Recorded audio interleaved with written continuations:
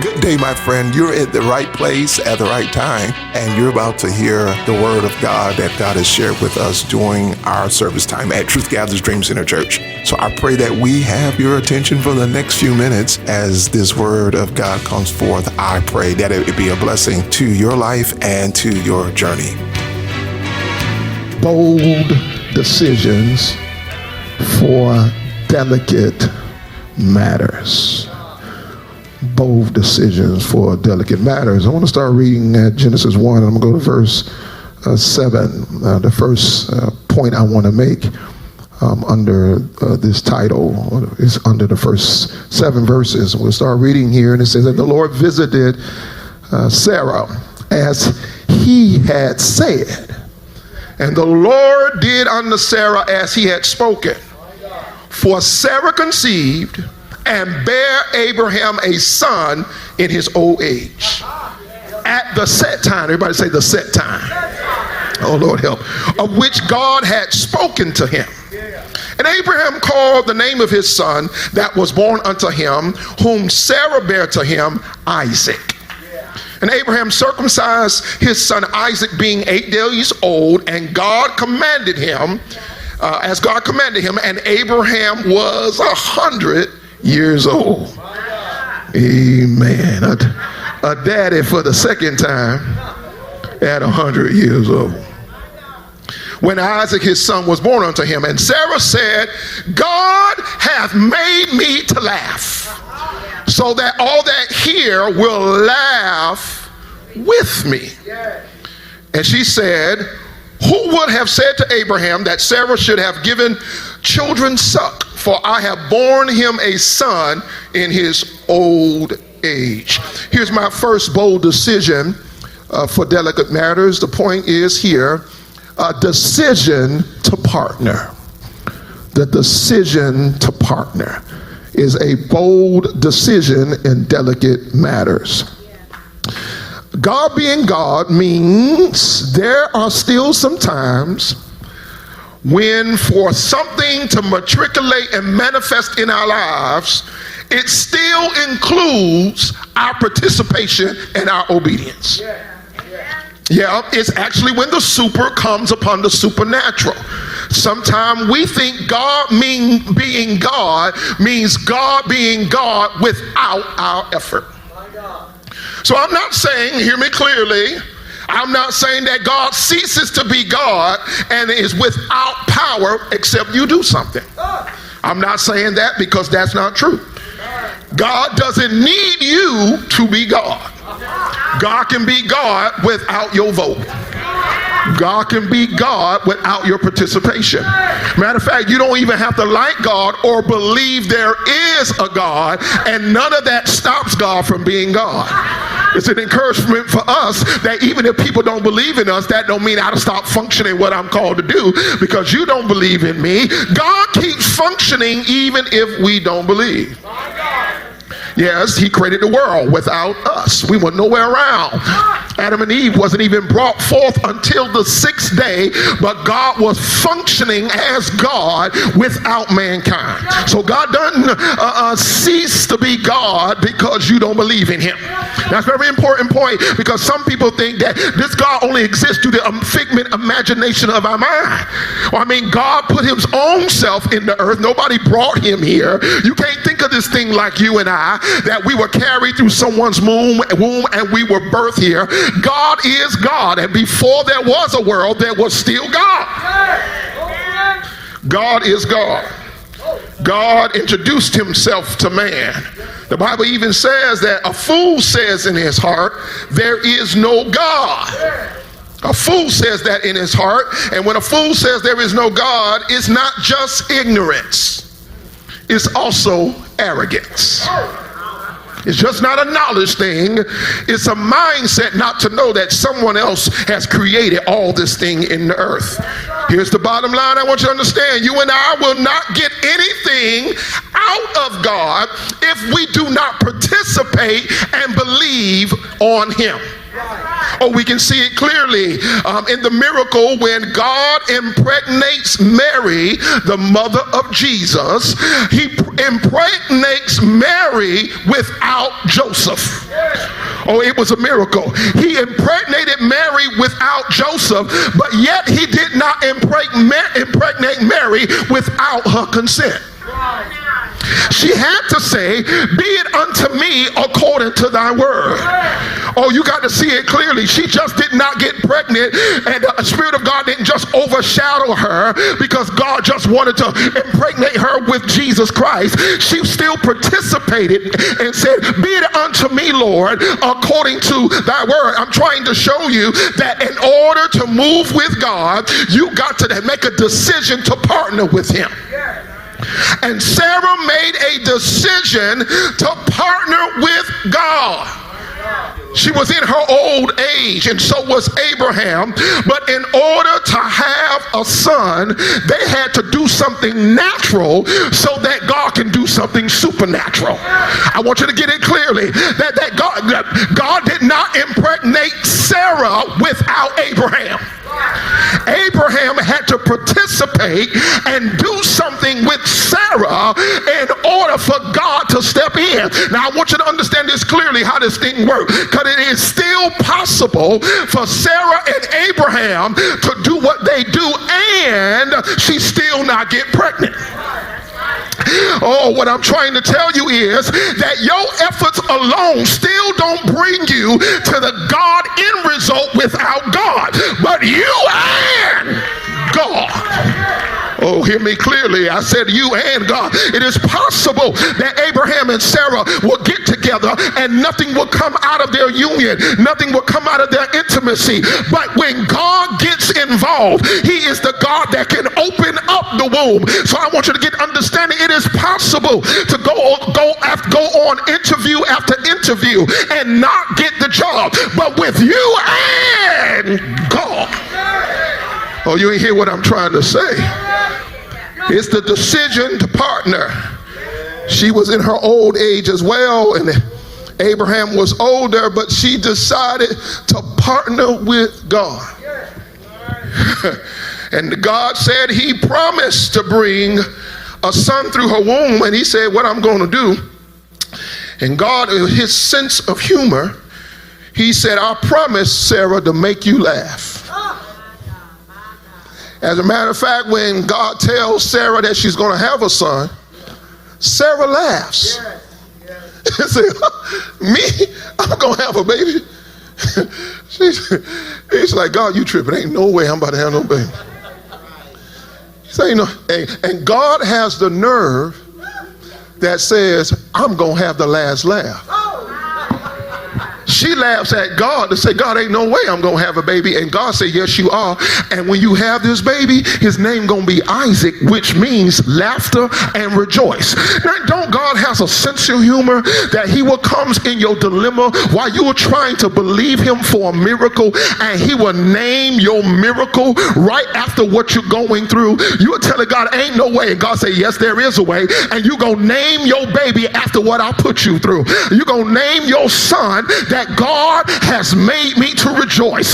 You're going to name this thing, God has made me to laugh. God said, I'm going to show you what I can do. You laughing at me now, Sarah, but in a little bit you're going to be laughing saying, who wouldn't serve a God like this? Can I go ahead and move you forward and I'll take you backward? Some of y'all get ready to laugh and say, it ain't no way that God done put me out of this, put me in this situation. I couldn't think I'll be this blessed. I didn't think I would come up this far. Ain't no way that he took my GED and flipped it into a millionaire status. Ain't no way that God took somebody that grew up without a father and blessed me like I always grew up with a father. I have no residue. I have no pain from it. I'm raising sons like I was raised from the best father in the world. I'm raising children like I was trained by the best. I'm trying to tell you what God's going to do up in your life ain't going to make sense. But if you will partner with God, oh, it's a bold decision to partner with God. Sarah partners with God. She partners with God. In the midst of this partnership, some challenges come up in the midst of this thing. Some challenges come up that in the midst of this test, Sarah gets introduced to the spirit of compromise. She couldn't see how this thing was going to happen. Tell your neighbor, it's just a test. Don't compromise, don't cheat, and don't cut corners. It's just a test. The delay is just a test. Don't you compromise, don't you cheat, and don't you cut corners. Follow me. It says in verse 8, and the child grew and was weaned, and Abraham made a great feast the same day that Isaac was weaned. And Sarah saw the son of Hagar, the Egyptian, which he had borne unto Abraham, mocking. Wherefore she said unto Abraham, cast out this bondwoman and her son, for the son of the bondwoman shall not be heir with my son, even Isaac. And the thing was very grievous in Abraham's sight because of his son. And God said unto Abraham, let it not be grievous in thy sight because of the lad and because of the bondwoman, and all that Sarah has said unto thee, hearken unto her voice. For in Isaac shall thy seed be called, and also of the son of the bondwoman I will make a nation, because he is thy seed. And Abraham rose up early in the morning and took bread and a bottle of water and gave it to Hagar, and putting it on her shoulder and the child, and sent her away. And she departed and wandered in the wilderness of Beersheba. As Isaac is growing up, there's something else growing as well in the camp. Aggravation. Sarah is become aggravated with Hagar and the son Ishmael. Yeah. And sometimes when problems arise, you got to be careful, because you cannot change people. Now, I know some of us thinking we're real powerful. We marry people we want to change. You're going to get delivered after a while. You marry people you want to change. That's why you got to sum that person up before you marry them and say, they are enough for me to marry. Come on, you got to add it all up and say they're enough. You can't get in that thing thinking about you going to change them. You know they was that way when you married them. Come on, somebody. You better make the way that they are, that you like most of all that they are, when you get married to them, because for the most part, they're going to be who they are. They still may grow, they still may change, but don't go in that thing thinking you some type of supernatural magician and you're going to change. I know some of y'all major and think you're going to change people, but the only thing you can do in real life is change yourself. Or do something to change a situation, but don't be working hard on changing people. Hagar is aggravating, Hagar and her son Ishmael are now aggravating and vexing Sarah. Vexing Sarah. Some of y'all are wondering, who is Hagar? I mean, where's she come from? She come from the flesh. She come from the situation that as God delayed his promise, Sarah came up with an idea. Sarah came up with an idea, and her and Abraham had this conversation. The conversation was something like this: I cannot have a baby for you, but take my maid, take my servant, and you go into her and sleep with her, and like her to be a wife to you, and she will be like a surrogate mother, and let her have this baby for you, because I can't have this baby. Let me tell you, there's sometimes when God delaying things, he's testing how secure you are in his word. And you really don't know how secure you are in the word of God and the destiny of God until you have to wait. Y'all playing around. around. You can do that fazzle dazzle. You can swing your hair. You can stand straight up. But when God delay the blessing and God delay the miracle and God delay the outcome, whatever's in your belly, whatever character you have, whatever ethics you have, you're going to have to live on that thing. Come on, somebody. And here is Sarah, got a promise, but she's looking like, I want my man to have a son. And somehow Sarah started looking only at herself to bring this thing to pass. And let me tell you something, you're going to do your self-esteem a poor job when everything that needs to happen in your life is going to be based on how good you are. Can I preach real quick? Because there are certain things God going to do and you ain't going to be halfway good enough. There are certain things God going to do and you're going to be subpar. So to think that you have to be everything for God to do everything, you missing the whole show. To think you have to be everything for God to do everything, you missing the whole thing. And Sarah goes through this insecurity in so much that she brings another woman into her house. Abraham accepts. They have this conversation. He sleeps with Hagar. Hagar gets pregnant. After Hagar gets pregnant, she starts looking down on Sarah. In other words, I got your man better than you got your man. In other words, I got your man got me pregnant and you ain't good enough to get him pregnant. Oh, this is in the Bible. This is real stuff. Oh, it's real stuff. But it's real stuff. When you mess around and through delay and frustration, bring other people in the holy things. Bring wrong people in the covenantal things. Bring wrong mindsets into the wrong thing. I know we're talking about Hagar, but Hagar can represent your mama. It can represent your daddy. It can represent somebody that has crossed boundaries and don't belong in certain territories. And there are times in your family, in your life, in your marriage, in your union, you got to tell people where they belong, and you got to make sure you're not bringing wrong people into wrong situations. You got to tell your children, me and your daddy are grown. Get out of grown people's business.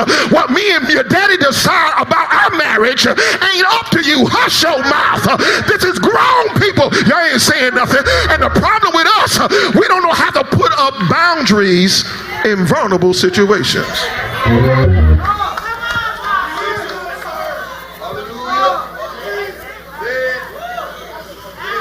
Sarah invites Hagar in.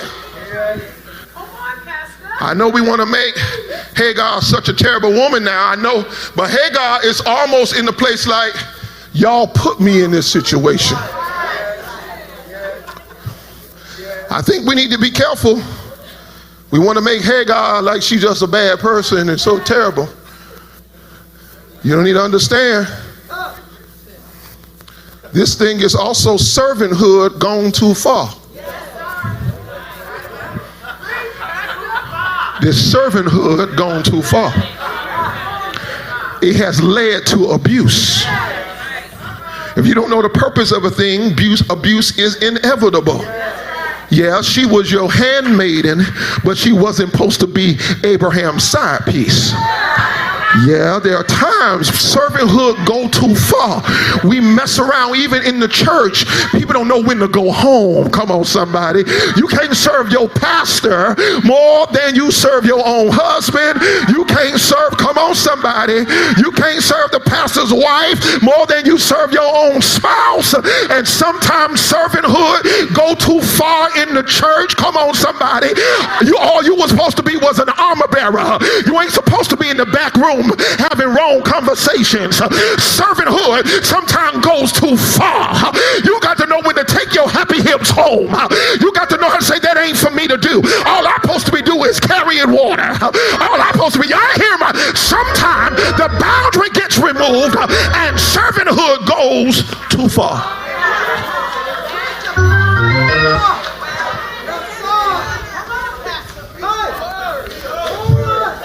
Go too far. trying to cause somebody to do something they not ordained to do. And if you're not careful, you will put people in spaces and places they ain't supposed to be in. And then there comes this vulnerable submission that happens to all of us, that if we're not careful, we want to please and honor the people who are our leaders. And if you're not careful, you will lose your voice when you need to speak up. Can I talk to you? There are times, if you're going to stay out of the wrong place, you got to learn to speak up. I got to say it right now. I got to word for Hagar too.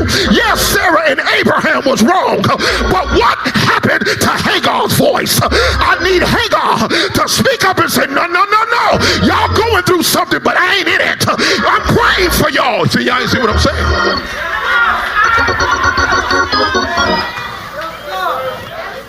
Servanthood going too far. I preach it here all the time, and I tell my leaders all the time, and I mean what I say too. I mean it. Pastor Robbin keep me honest about it too, because people just do what they need to do sometimes. I tell people all the time, I'm not in no place that you can't ever tell me no. You could tell me no respectfully, honestly. If I ask you to do something and you honestly can't do it, just tell me no. It's okay. That also don't mean the job ain't gonna get done, because I still got things to do. But if you can't do it, you can't do it. And I honor that. I'm not gonna treat you bad and put you on no blacklist. See, when somebody has abused you and not allowed you to stand up for yourself and be able to handle your own affairs, can I be honest? This church ain't going nowhere with a bunch of babies. We need grown people who can make decisions, who can raise families, who can, come on somebody. You busy? Okay, you busy. It's fine. Don't be see, and what's happening is there are too many people losing your voice when people when you speak it up. When somebody crosses the line in your life, you got to learn to use your voice. When somebody says something they should not be saying, and somebody's gone too far in certain aspects of your life, you got to speak up. So I'm not just going to sit here and talk about just Sarah and Abraham. Hagar is a part of it too. And you got a responsibility to speak up. No, sir, I can't do that. No, ma'am, I can't do that. No, sir, we will not be going into this hotel room. No, ma'am, we will not be doing that. No, ma'am, you don't need to rub my back. I'll just deal with the aching pains.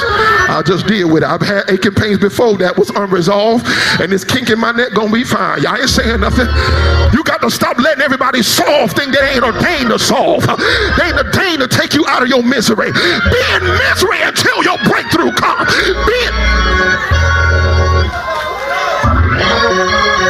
Y'all playing around, because there are people looking to solve issues. Y'all ain't saying nothing. Y'all ain't saying nothing, see?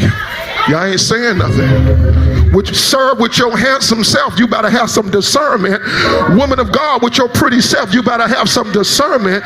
Some people are trying to solve things they ain't supposed to be solving in your life. Some people got wrong motives about you, and you got to have some discernment, and you got to speak up. No, ma'am, you cannot call me. No, sir, you cannot have my number. For what purpose do you need my number? We have no business to be talking together. I ain't saying nothing. I'm going to keep preaching this, because you got to understand what happened here. A weak moment came, and Sarah and Abraham made a decision about somebody else, and they did not use their voice. Is servanthood gone too far? Yeah. Lost their voice. And if you mess around and get with, I'm telling you, you mess around and get with a narcissistic leader. a narcissistic person that won't let you have your choice. Even God lets you have your choice. Come on, if you mad in serving God, you might as well go ahead and change your mind, because God don't even want you mad in serving him. Come on, the Bible wants people who freely and rejoicefully and honestly want to be with God. Come on, God don't want you in relationship with him and you feel like you under hostage and you mad that you've been saved 20 years. I've been saved 20 years and I can't stand it. I can't stand that I can't commit adultery. I can't stand that I can't live ungodly. Ain't nobody gonna be successful in a relationship and they don't want to be there. You hear what I'm trying to say? And so there in relationships, I'm trying to get this thing to you. I say it all the time. I mean it. I love you, but I don't want anybody in this church and in my life that don't want to be there. Come on, I want you to honestly want to be there, and I want to do everything that you should want to be there. There's a part to that, but I don't want nobody in my life that don't want to be there. It's hostage stuff. People losing their voice. Narcissistic leaders won't let people be able to make up their mind. Won't honor people's personal decision, even with, Lord help me, I'm still stuck here, I'm driving something, even when their decision is against what you believe or what you think. The greatest story of that I love to pull is the prodigal son. The prodigal son came and asked for his inheritance before time.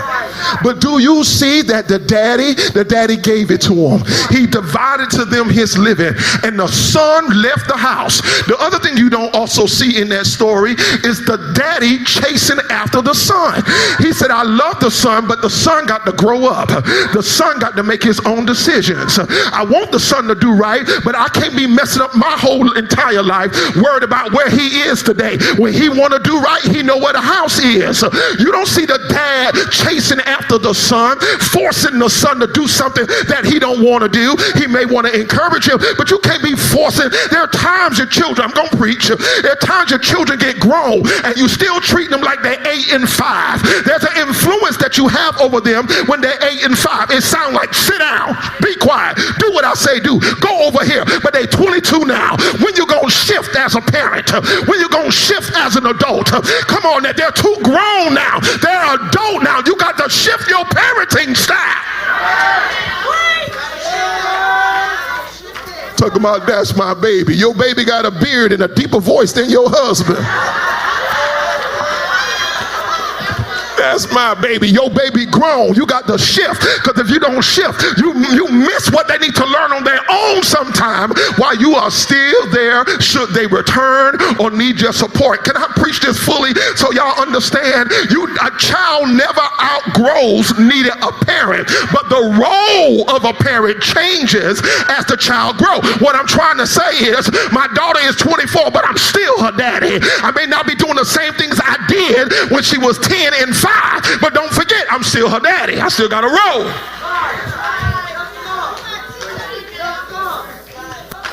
What is this that we are taking people's power and taking people's voice in the name of love? What is this? Got to get through this. I'm trying. A situation has occurred. And Sarah said, we got to do something. We have already dealt with this thing before. And I think Sarah and Abraham is trying to work on this beautiful thing of a blended family. They have dealt with the fact that Ishmael has come out of the decisions of the flesh. They have dealt with that. They've dealt with that. But now they're at a different place because Isaac has been born. And he's being weaned. Abraham has put up a feast. In the midst of the feast, Ishmael is mocking Isaac. Here's my point. I've been preaching on it for the last few minutes. Point number 2, the decision to separate. The decision to separate. There's times you've been trying to make this thing work. There's times you've been trying to make this thing work out. But when that thing cuts against destiny, this is not just a simple thing. I don't want to make this thing appear like it's a simple thing that's happening here. Hagar and Isaac and Ishmael are born of the flesh. It's the result of a carnal decision. They've tried to make this thing work, but Sarah says this thing not gonna work, because this thing is now mocking destiny. There are times in your life you've tried to keep certain things at certain places through skill and patience, but sometimes certain things have to be cut off.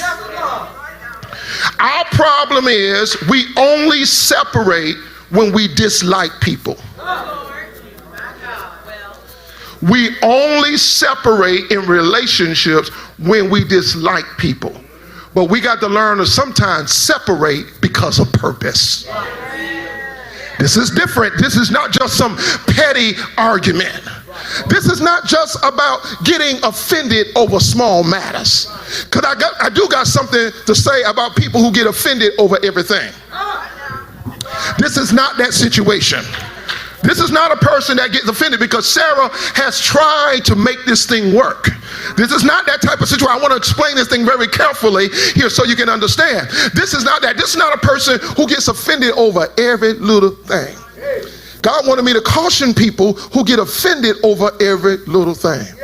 You're never going to have your destiny if you're offended over every little thing. You ain't gonna never, you can't get offended over everything. Matter of fact, if I'm gonna teach on offense for a few minutes, I want you to understand when you grow in maturity, you have to choose when you get offended. Because all types of things are going to happen in your life. And if you're always getting offended, you're never going to be on task. You're going to always be chasing down some situation. You're going to always be in a counseling session, always being somewhere in the principal's office. You're going to be always, because you are always getting offended. And you cannot live a life where you are always offended. That doesn't mean that things don't come. But my offense is a choice. That's a whole nother level of maturity. When you have grown to a place that things come your way, people say stuff. What I'm trying to say is, I'm not saying that people have to always say things nice for me not to get offended. Meaning they can say something crazy and I move on anyway. There are times in your maturity that you grow up and certain things stop bothering you all the time. I gotta preach this right. I believe that we all can be hurt. We all can be offended. But if you're offended every time, if you're offended all the time, it may not be them, it may be you.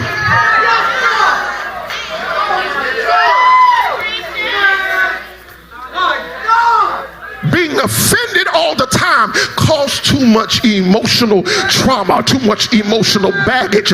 I don't know about you, I got too much to do to be offended that she didn't talk to me. Maybe no.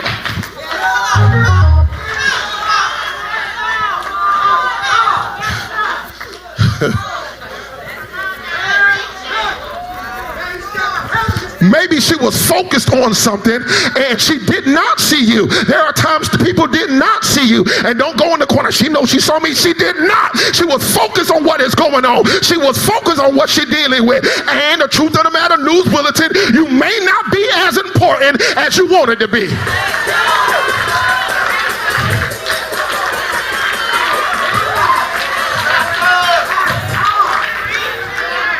And it's okay. And sometimes people just miss stuff. Tell somebody, sometimes I miss stuff. I wasn't trying to be mean. I just missed it. I didn't see you right there. But if you're not careful, you're always offended. And I wanted to talk about that because this is not what's happening. Because some of us live our life, Lord help me, I'm trying to finish. Some of us live our life always checking people.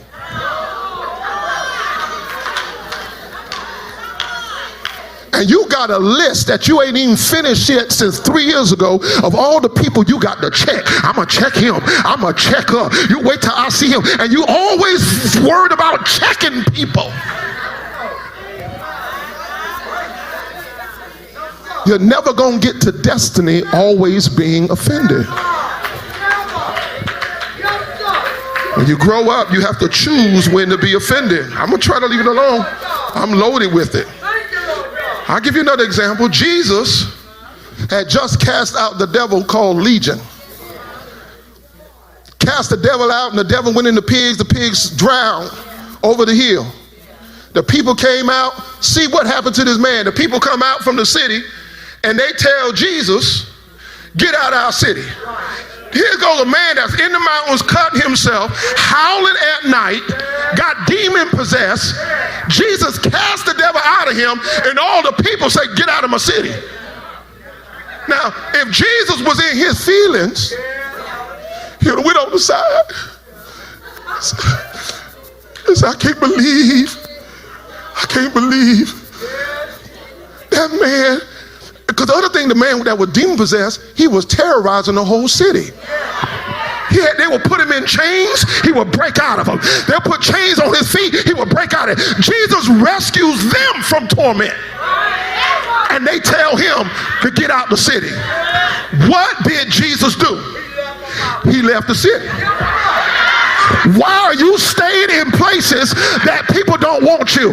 Why are you trying to make yourself fit into places where people... Jesus left. Jesus left.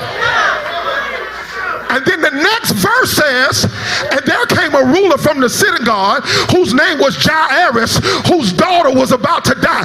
Maybe somebody don't want you over there, but somebody over here have been waiting on you. Somebody over here thinks you're prettier than pie. Somebody over here thinks you're better than sliced bread.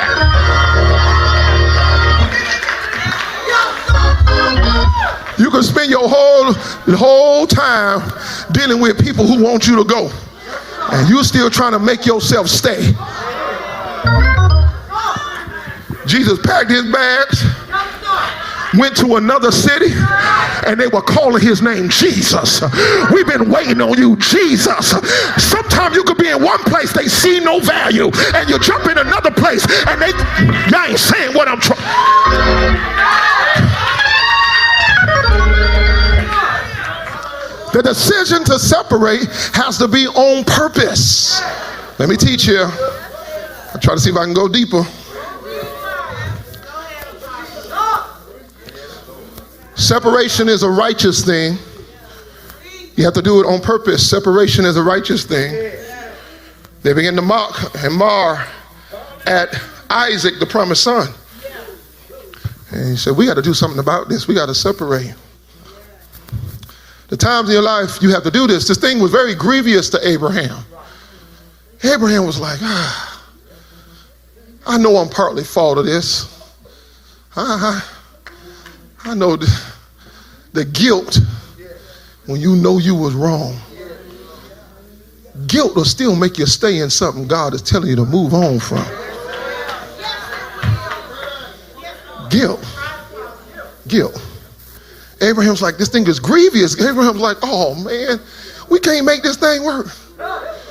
Abraham is serious trying to make it work. At one point, when God is trying to talk to him about having a son, Abraham is saying, God, I got one. Bless Ishmael. God said no. He said, that was born of your flesh. And I ain't gonna never accept what was born of your flesh as the promise of God. In other words, I'm not changing my mind because you made a mistake.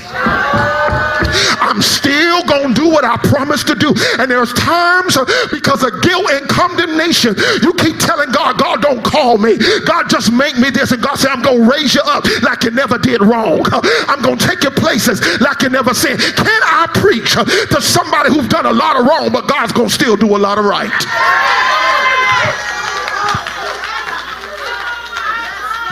Oh, this story is about when believers fall. You know, the church has sometimes been notorious for trying to take away people's calling because they have fallen. Now something needs to happen. Correction needs to happen. A time of repentance and reflection needs to happen. But who gives us a right to take somebody's calling? Who gives us a right to take somebody's eternal destiny from God? Who gives us the right that we think we can determine you will never preach again? Who do we think we are?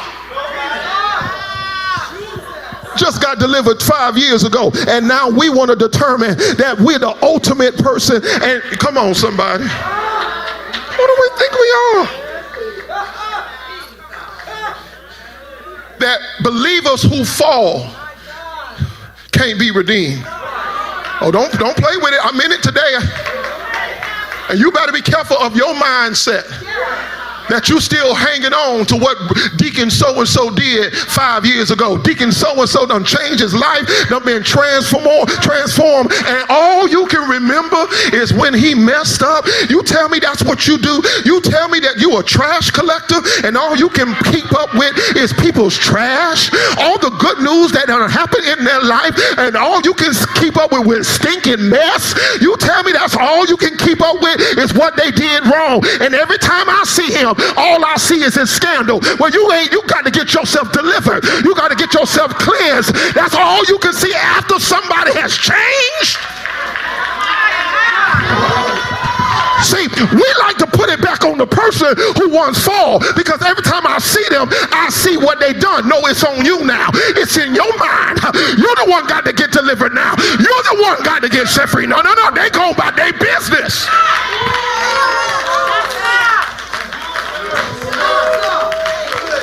And all because you see it don't mean that's where they are. People done changed. I don't know what's wrong. That's why I like that this thing is in the Bible. And that's why I call it the God of a mess, because God is working his goodness through a messy situation. Oh, this is a messy situation. Oh, it's messy. I'm trying to tell somebody it's messy. Separation is a holy thing. Holy thing. Abraham is struggling with his decisions. Grievous one because of he was guilty, but the other part is because Ishmael is still his son. I want to encourage every father to own every child. Even if that child came when you was half crazy, didn't know who you are, didn't know your destiny, don't even remember the mother's name, don't even like her, not even sure what happened, you better own every child, because God told Abraham he's still your seed. And although he came through your fleshly works, a time when you didn't follow destiny, yet because he's attached to you, I'm still gonna bless you. So don't treat that child some type of way because of what happened between you and his mama.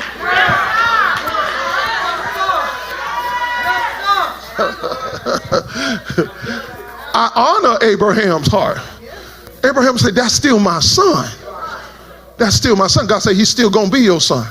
And I'm going to bless him because he's got your name attached to him. Come on, let's put your hands together for every father that takes care of every child and even other people's children. You step into that thing and come on, y'all ain't saying nothing. Come on, we got to give it up for men who stepped in and still doing the right thing. Come on, they were young and got a lady pregnant when they were young, but yet and still they have taken care of their children. Oh, we got to promote that. Abraham is grievous about it, but he has to make a decision. He still has to make a decision to separate. This decision to separate is, I'm going to slow down here a minute. Yeah, hold on. Decision to separate is very delicate. I've been talking about general relationships, but even in marriages, there are times that marriages are not going well. What I've even learned that even through marriages, in certain cases, people run to divorce too quickly. Hear me clearly? Don't get upset. Hold on.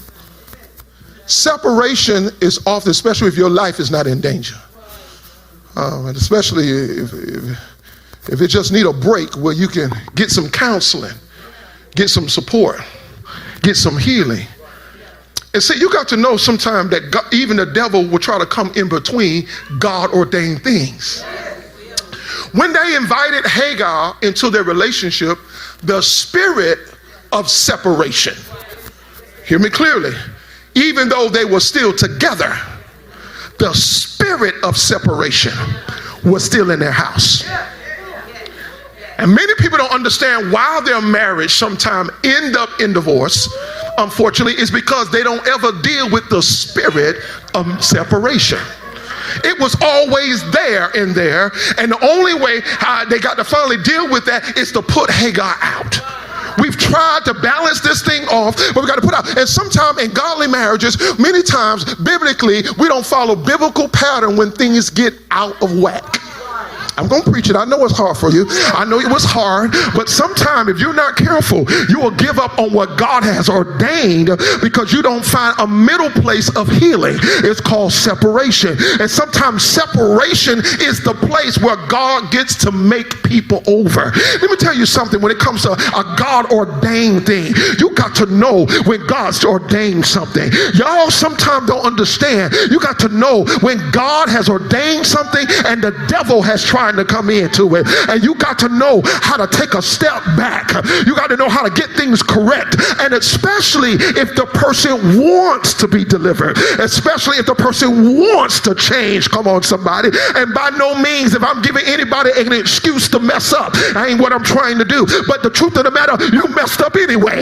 Things happened anyway, and there are times we got to know how to use other types of measures to still hold on to what God has ordained. I want you to notice here that although that Hagar is cutting up and picking at Sarah, Sarah never let go her man. I'm not trying to say that it was okay what happened, but you better know how to fight for what God has put in your life. Y'all ain't saying nothing. You better know how to fight. I know it wasn't right. I know it wasn't fair. I know it hurt your heart, but you better learn that the devil will still want to keep away what God has joined together. And when I ain't saying nothing, I'm going to preach it till you understand.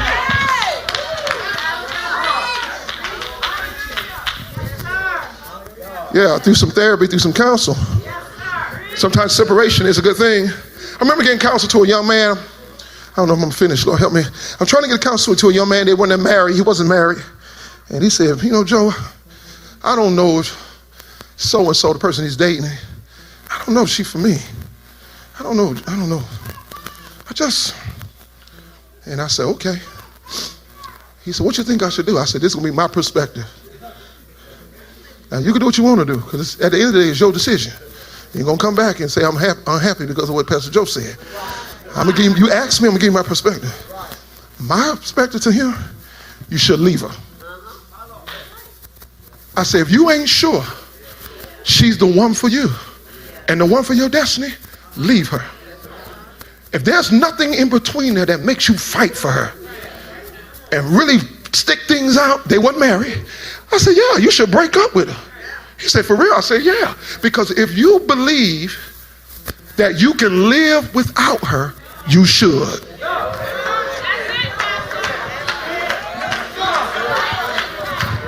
See, you got to start connecting people that something about who they are. I'm not talking about practically, like, can I wash dishes without Pastor Robbin?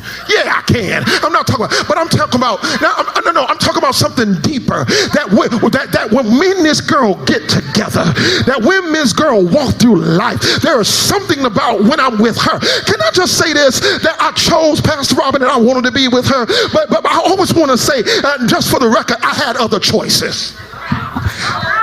What I'm trying to say is, but there was something about her. And you say, what, Pastor? Maybe the other person wasn't pretty. No, she was pretty. Oh, Pastor, maybe the other person wasn't fine. No, she was fine. What I'm trying to say is, there has to be something that's deeper than the flesh. There has to be, I ain't saying, that's why I can't hook up right.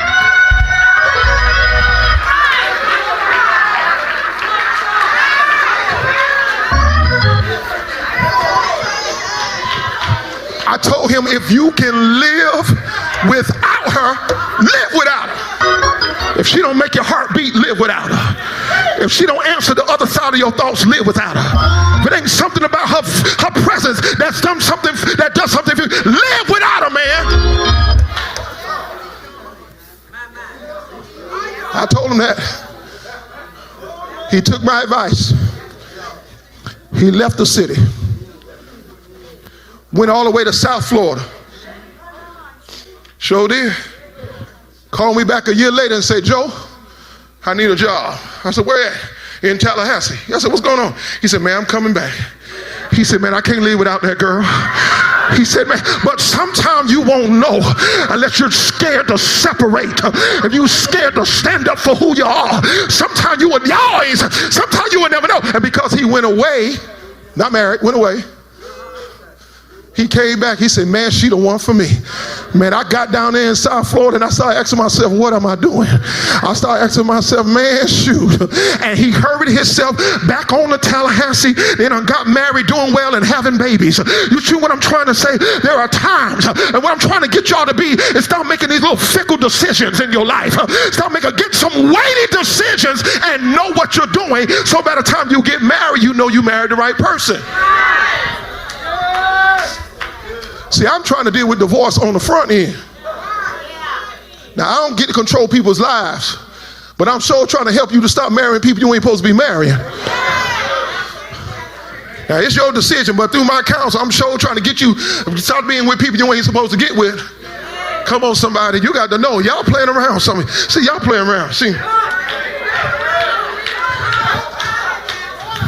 I'm trying to get through here. I'm trying. I thank you, sir. I'm serious. This decision is not a light thing, but so sometimes you are so concerned about everything, you don't know how to stand up for who you are. I'm preaching good to somebody. I'm trying to help you have a bold decision in a delicate matter. Thank you, sir. I'm about to get out of here. I knew I had a lot of points. Here we go. I knew it. Here we go. Everybody say this decision to separate. Again, even in marriages, the decision to separate can be a righteous thing. It can be a time that every person get a chance to hear God and heal. And sometimes you separate and then God confirms that no. I said sometimes all reconciliations don't result in restorations. All reconciliations don't result in restorations. Now, I'm all for restoration, but there are certain things. See, we need more restorations of God-ordained things. It's not just restoration just because of restoration. No. We need it to be God-ordained. And so there's sometimes reconciliation, meaning we handled the matter between us, but we ain't going back together again. You understand? So all reconciliations don't result in restorations. Come on, this is bold stuff. I know I'm teaching here real tough, but you're going to have to be mature to grow up with this. Everybody say the decision to separate. All right, I got to get out of here. Here's the final decision. Lord help me. Lord help me. That's the last one I'm going to say today. I have to got a fourth one. But let's read verse 15, 21. I'm going to end right here. I feel the Holy Spirit. And the water, remember God told him, get up and give her, it's time for Hagar to separate. And the water was spent in the bottle, and she cast the child under one of the shrubs. And she went and sat her down, over against him a good way off, as it were a bow shot. For she said, let me not see the death of the child. And she sat over against him and lifted up her voice and wept. Hagar. And God heard the voice of the lad. And the angel of God called to Hagar out of heaven and said unto her, I want you to notice here that even in a delicate situation, God is using angels.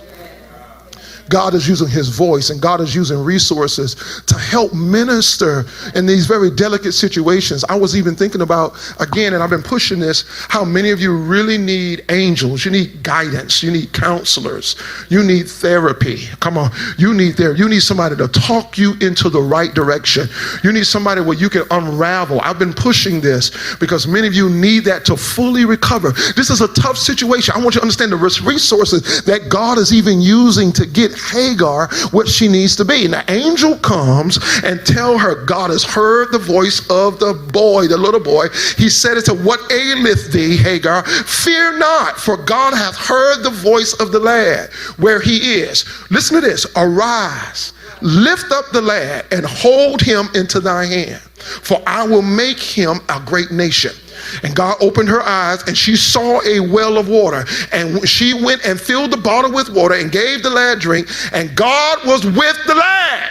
Ishmael, and he grew and dwelt in the wilderness and became an archer, and he dwelt in the wilderness of Paran, and his mother took him a wife out of the land of Egypt. I'm done. I'm gonna just get this last point. This last point is the decision to dedicate. Everybody say the decision to dedicate. At this moment, God has now shifted. While he has told them to separate Hagar, and Hagar is gone, God is still taking care of Hagar. We think that sometimes God is only just interested in us. But God will even handle the person who got caught up in the situation. We think that God is just a God of victims, but he's also a God of perpetrators.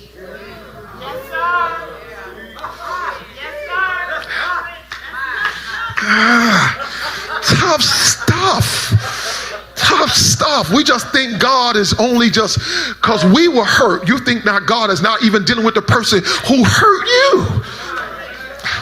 Yeah, and that's why you can't be sicking God on people, because that's when you get mad, you be sicking God on everybody. Sick them like God is some bulldog on a chain.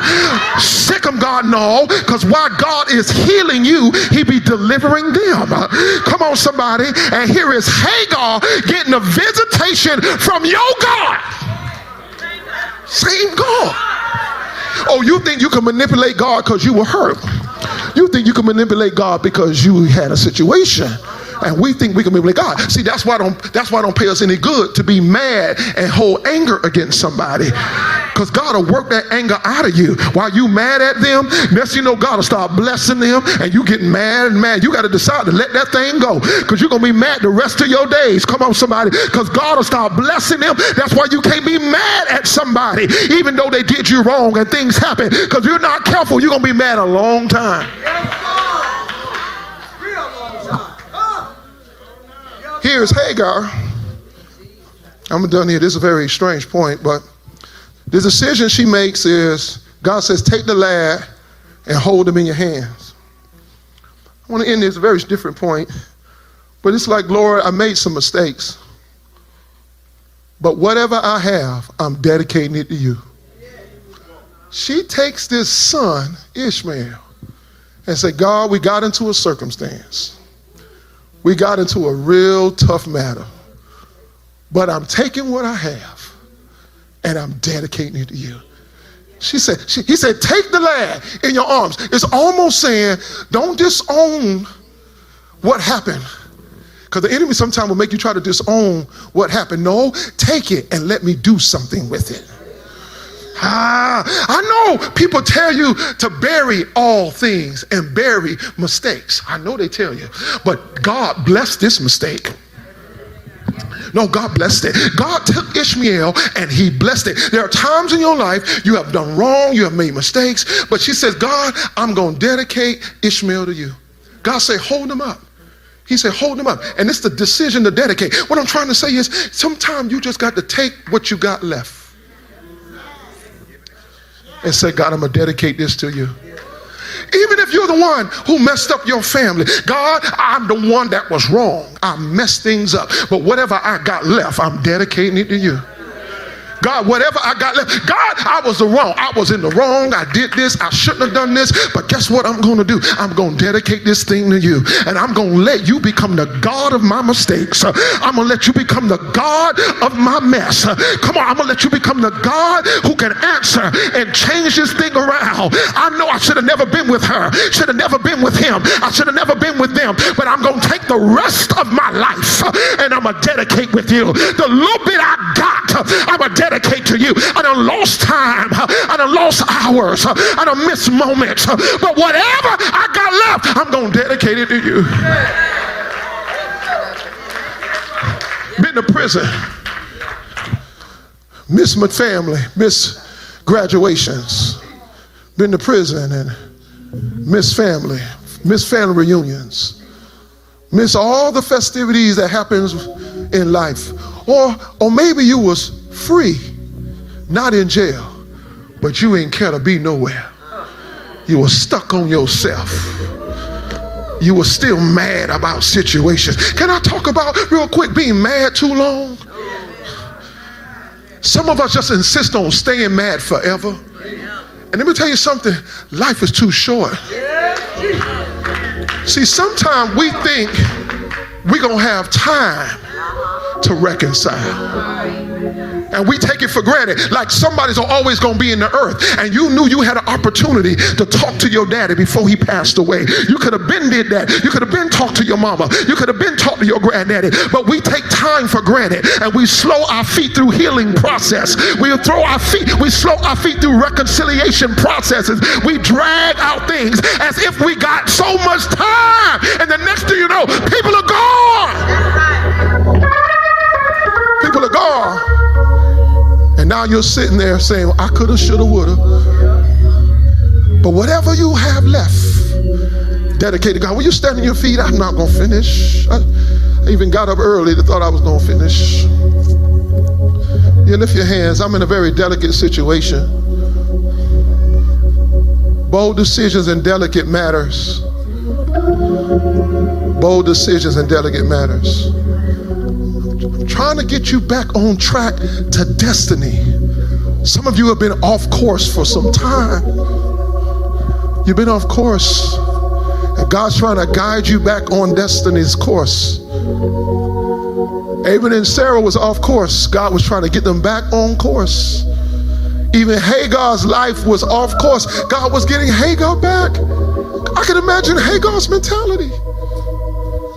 Say, I was fine, God.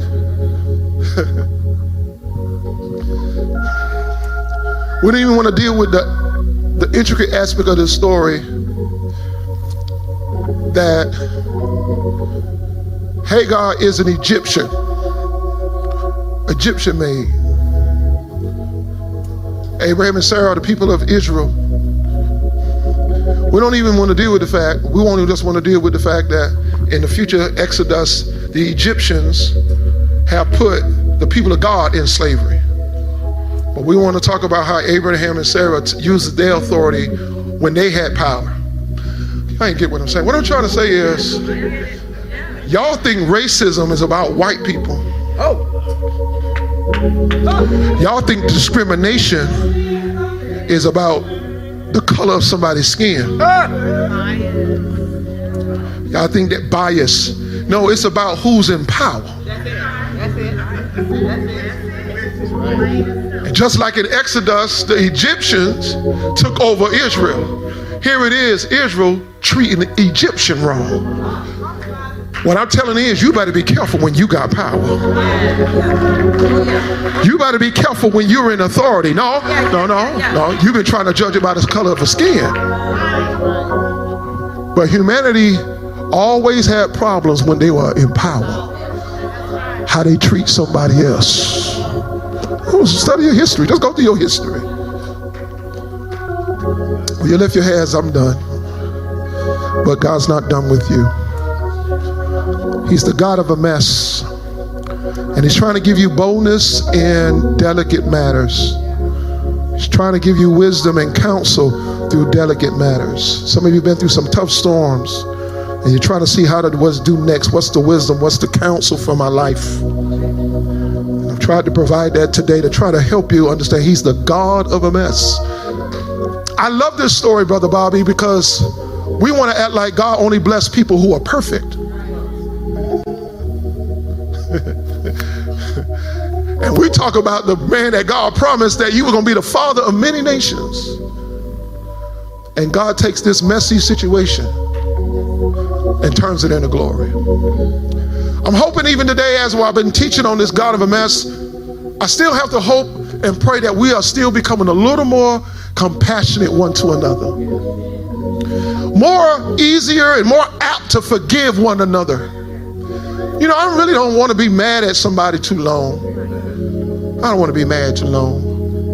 I don't be mad at my spouse too long. That's too much energy. Me and Pastor Robbin got so much to work on, so much to do.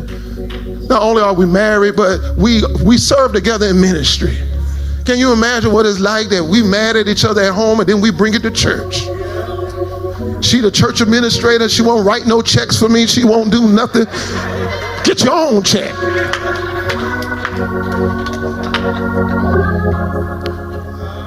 And that thing bleeds over into every other aspect of your life. I feel like I need more time. I don't want y'all to stay mad too long. Work yourself through these matters. I know they're sensitive. I know you are hurt. I know it bothers you. Work yourself through this thing. Work your mind through this thing. Be bold in your decisions. Be bold. Be bold. Be bold about who you are. Be bold about reconciliation. Be bold about restoration. Be bold about having critical and necessary conversations. Stop walking away from necessary conversations. Stop putting them off. Have the conversation. Pick the right time. Let me say, give some wisdom. Pick the right time. Pick the time and say, we need to talk. Even if you need to call them and give them a moment to get themselves together. Hey, we need to talk. Can we spend some time together? All because you're ready to talk don't mean they're ready to talk. Right. Give some respect to the situation and say, hey, we need to talk. Are you ready to talk now? Because I'm ready to talk now. When I'm ready to talk, you better be ready to talk. Be ready to talk because you're ready to talk. Took you 2 weeks to get ready to talk, and now all of a sudden, because you're ready to talk, you think they're ready to talk? Give them some time and say, hey, we need to talk. Can we pick a time? Because I want to move through this. Will you lift your hands? I feel like God's moving, y'all. Thank you again, my friend, for listening to our radio broadcast of Truth Gathers Dream Center Church. The Word of God is a lamp unto our feet and a light unto our path. And every time we hear His Word, we're able to grow thereby. My friend, I also want to invite you to our service. Maybe you have a free Sunday coming up real soon. We'll love to see you at 1317 High Road here in Tallahassee, Truth Gathers Dream Center Church. God bless you until the next time, right here on Wave 94.